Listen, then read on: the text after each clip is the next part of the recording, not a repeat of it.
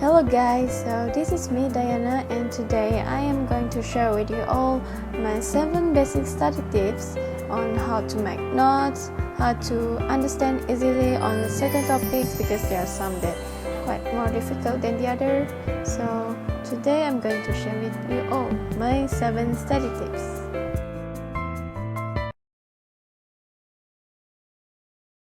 The first tip is read and understand. So I will just go through all of my lecture notes and I will try to really understand what the topic is about before making any notes. Because for me, comprehension or understanding about what I read is very important.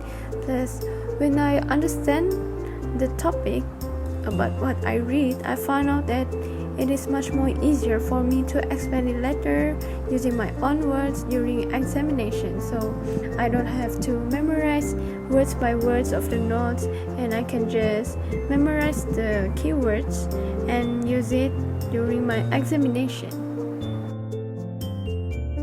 Number 2 is highlight the keywords.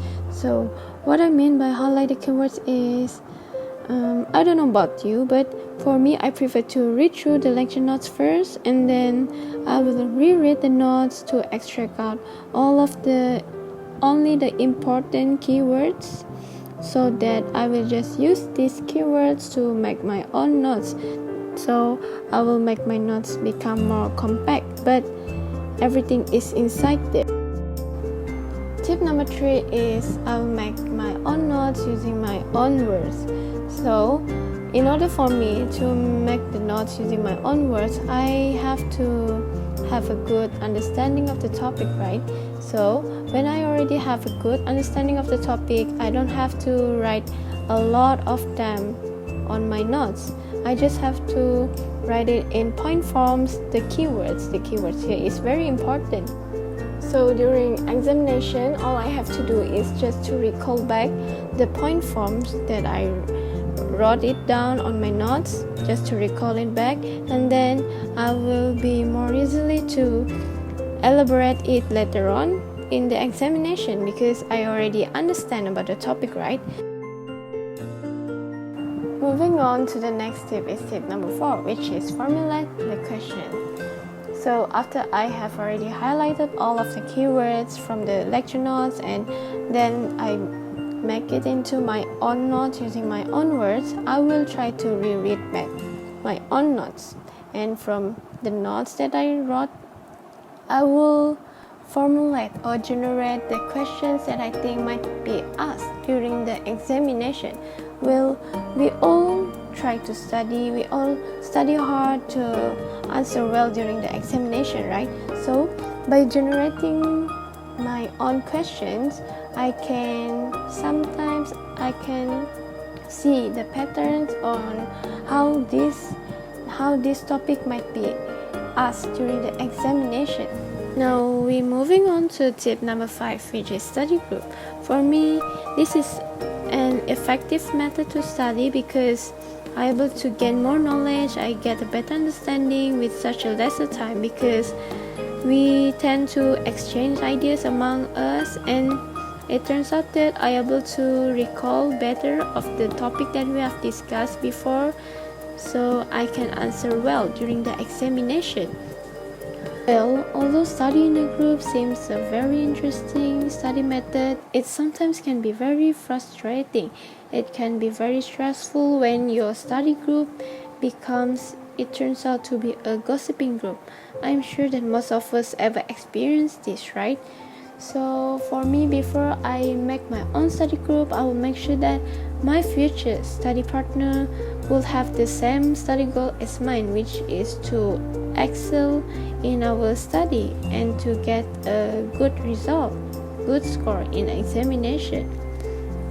And the second thing I will make sure is that the quantity of a study group will just consist of maximum 3 people, 4 people, like that, not more than 5, because I believe that the more people in a group, it will turn out to be more chaos. It will turn out to be more difficult for us to really focus on our real goal.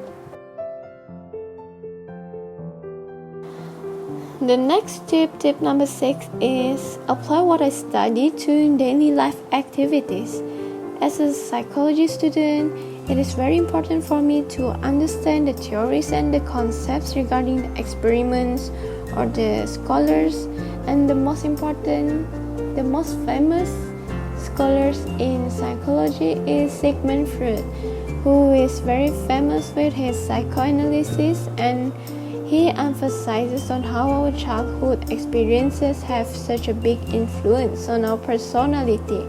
So my friends and I tend to make stories about these theories, and sometimes we make jokes relating to these theories with no intention to make fun of the scholars, but just for us to remember better of the theories.